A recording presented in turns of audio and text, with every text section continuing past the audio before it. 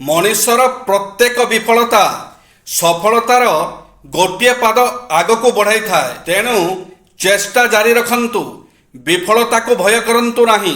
ଗୋଟିଏ ସ୍ତ୍ରୀର ଦୁନିଆ ତାର ସ୍ୱାମୀ ହୋଇଥାଏ, ସେଥିପାଇଁ ସେ ତା ସହ ଝଗଡ଼ା କରେ, ତା ପାଖରେ ହିଁ ରୁଷେ, ତା ଉପରେ ରାଗେ, ତାକୁ ଭଲ ପାଏ, ତା ପାଇଁ ଲୁହ ଝରାଏ, ତା ଖୁସିରେ ହସେ।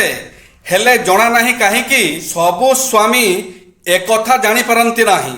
ପରିଚୟରୁ ମିଳିଥିବା କର୍ମ ଅଳ୍ପ ସମୟ ହିଁ ରହିଥାଏ, କିନ୍ତୁ କର୍ମରୁ ମିଳିଥିବା ପରିଚୟ ସାରା ଜୀବନ ରହିଥାଏ। ଯଦି ଆପଣ ଜୀବନରେ କିଛି ପାଇବାକୁ ଇଚ୍ଛା କରୁଛନ୍ତି, ତେବେ ରାସ୍ତା ପରିବର୍ତ୍ତନ କରନ୍ତୁ, ନିଜର ଉଦ୍ଦେଶ୍ୟ ନୁହେଁ।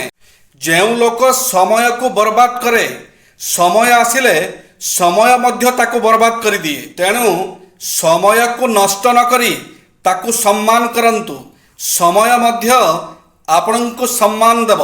ଯେ ରେ ଦୁନିଆ ମୃତ୍ୟୁ ସମସ୍ତଙ୍କୁ ଆସିବ, କିନ୍ତୁ କେହି ମରିବାକୁ ଚାହାନ୍ତି ନାହିଁ। ଖାଦ୍ୟ ସମସ୍ତଙ୍କୁ ଆବଶ୍ୟକ, କିନ୍ତୁ ଚାଷ କରିବାକୁ କେହି ଚାହାନ୍ତି ନାହିଁ।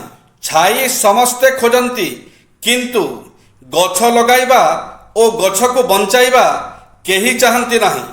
ପାଣି ଜୀବନ ବଞ୍ଚାଇଥାଏ, କିନ୍ତୁ ଜଳ ସଂରକ୍ଷଣ କେହି ଚାହାନ୍ତି ନାହିଁ।